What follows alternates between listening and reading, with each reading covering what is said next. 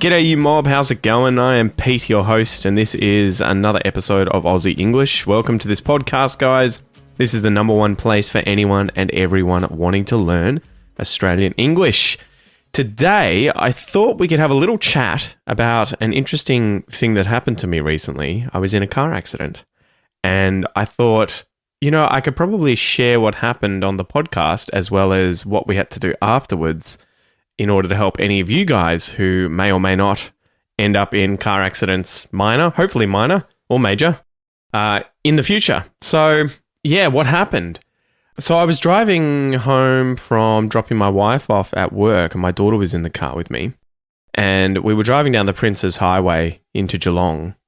In fact, we were turning onto the Princes Highway in Geelong. And I remember I had been crossing this bridge to then sort of take this turn to then get onto the highway, and I saw this guy sort of changing lanes behind me and kind of driving really very quickly and abruptly changing lanes, and thinking, gosh, okay, this guy's a bit of a hoon. And anyway, so I got to, there's like a slip lane, a giveaway kind of lane, slip lane thing where you merge with the highway, and I got to that and was looking to my right, checking out the traffic, if there were any cars coming, and there were, so I had to sort of slow down. And as I did that, the guy went into my back end, bang, just went into the back of the car. And he was in a big four-wheel drive, and I drive, at the moment, a small Hyundai i30 type car, so a little hatchback car. So it did a number on the back. It did a huge job of smashing the back in. For some reason, the window didn't smash, but the entire back hatch kind of door was caved in at the bottom, and the back bumper bar was completely caved in and pushed forward. So the back of the car was stuffed. So what did I do? It was funny. It was one of those things where if you'd asked me, what do you think your reaction would be if someone drove into the back of you whilst you had your daughter in the car? I think I would tell them that I would get out of the car and yell like crazy, yell until I was red in the face at this person, what the hell, man, what are you doing? What are you thinking? Because I reckon he was probably on his phone and he wasn't watching, and that was why he drove into the back of me. He probably didn't notice that I had stopped and just, even though we weren't on a really, really busy road. So I don't know what he was doing, but he was clearly distracted. So I thought, I would have thought that I would get out and yell like crazy at this person, maybe even swear at them or something. But it was funny. I was sort of proud of myself. The first reaction I had was getting out of the car and just saying, "Are you okay?" Checking on the person. And it was a young guy. And I was just like, "Yeah, are you all right? Are you injured?" Sort of like half annoyed and frustrated and half angry. But he was all right. And the weird thing was that he said to me, "Oh, I've done this before." I'm like, why would you tell me that, man? Like... All right. So anyway, we've been in an accident. What do you do next? So we pulled over, and then that was when I got out and asked if he was all right and everything. So we got off the road. I checked the damage on my car, on his car, and I asked him for his license.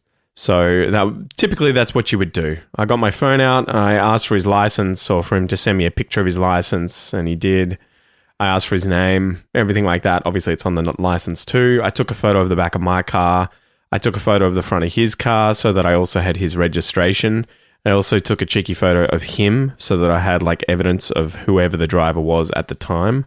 So because you just never know. This person, he was like, "Oh, I'll contact my insurance. They'll contact you, and then you'll be able to organize fixing everything." But you never know. He could be sending me a fake license. He could be giving me a fake name. The car could be stolen. The number plates could be fake. I don't know, or someone else's. So you never know what could happen, hence taking all these photos and trying to be cautious. So did all of that, went home, and I called my insurance company. In fact, I think I called my insurance company, and they're so annoying now because you have to go through all those steps on the phone. Press 1 if you would like to talk to blah, or if you would like to do this, press 3. And I was going through that process, and then at the end, it's like, you can fill out a claim online if you'd like. I was just like, oh, God, okay, that's probably going to be quicker. So anyway, I went onto the insurance company's website and started filling out a claim, putting all the details in, what had happened, where, everything like that, just to get the process going on that side. I wasn't really sure because I've never been in an accident. I've been driving for 20 years and I've never been in an accident till now, interestingly enough. But I wasn't sure if I needed to contact my insurance company and go through them, or if his were going to contact me and they would deal with it all. I wasn't sure what was going to happen. I hadn't been through this process. It turns out all that I really had to do was wait for his insurance company to contact me and they would deal with everything. But I'll try and explain the story anyway. It may be a bit confusing. So I went through my company. I gave them all the information. I chose a location where I could have the car repaired. So like what happens is you put all of the details into the website. It'll ask you, where did it happen? What time did it happen? Which part of the car is damaged? Can you upload photos of the car and the damage? What was the other driver's registration? What type of car were they driving? Can you explain what happened?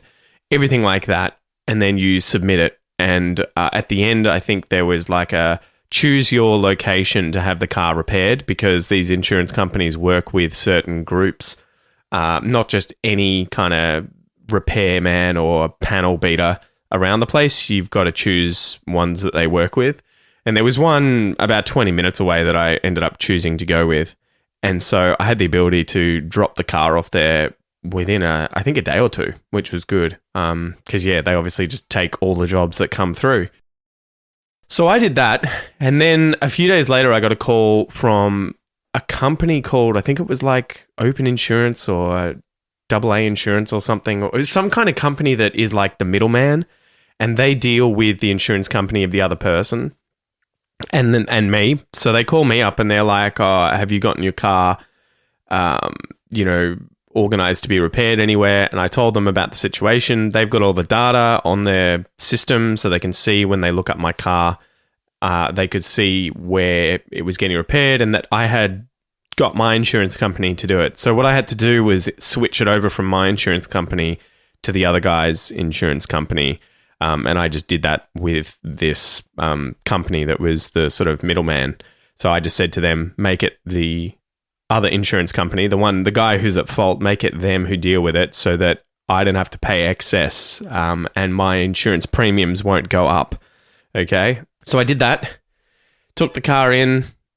The guy at the panel beater place nearby was like, it'll probably be 2 or 3 weeks turnaround time, obviously, because he's got a lot of work on already. He has to order in parts, everything like that. The middleman insurance company organizer people, they organized a hire car for me, which was really cool. So I think I went through a company called Sixt, SIXT, and it was really good. They did it really quickly, where as soon as I dropped my car off to be repaired, they had set it up with the Sixt company rental car place that I could just go in that same day and get the rental car. And it was a Toyota Yaris hybrid, a Cross or something like that, which was really good. It was way better than our car, and it was a hybrid, so it was so cheap for fuel. We got I think you could fill it up on about $35 worth of petrol, and it did 700 kilometers per tank. I couldn't believe it. So yeah, hybrid cars, they're all the rage. So yeah, pretty much used that car for a few weeks, and eventually after, I think it was about 3 weeks, we got the call just saying, your car's ready to go. Just come pick it up tomorrow at this time. Fortunately, it was on the day that I had to return the hire car. Otherwise, the company would have had to extend the hire period.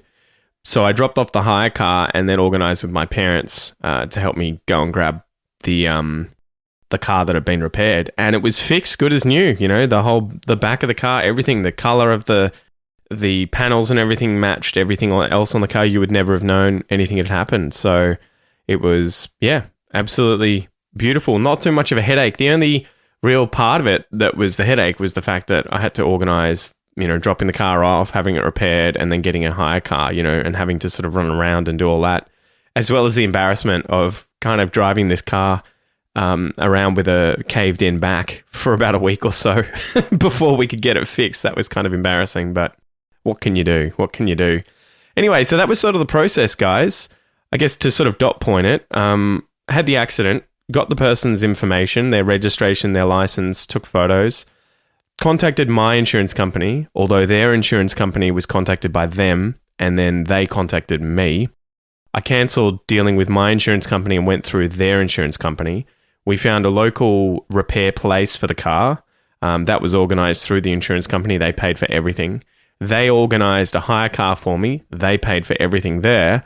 And then I drove the hire car around for a few weeks until my car was fixed and ready to be picked up. And it was effortless.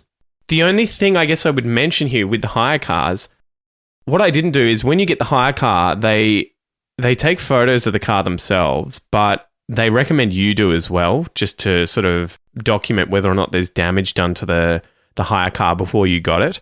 When I returned the car, I didn't do that. So I was like, it'll be fine. They took the photos. When I returned the car, they found a scratch on one of the panels.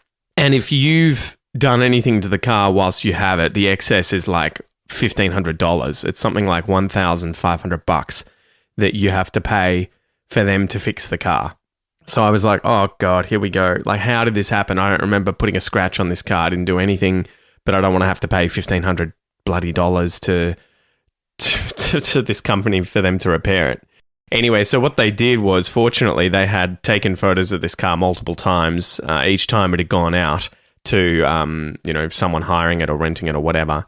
And they saw that the scratch had been on one of the earlier photos. So I got away without, any drama in the end. But I had to wait around for like half an hour as they were dealing with that. And the whole time sort of thinking, oh God. So my only piece of advice there with hire cars, whether or not you're hiring the car because of, an accident or for whatever reason, traveling around, take photos of it as detailed as you can around the outside, just to be sure that if later on they're like, ooh, there's a mark here that you need to pay for, you can look at the photos and check whether or not you actually did the damage quickly. And then obviously sort it out one way or another. Anyway, so hopefully you've enjoyed this episode, guys. Hopefully, gives you a bit of information, how this process kind of works in Australia. And I'll see you in the next episode. Cheers.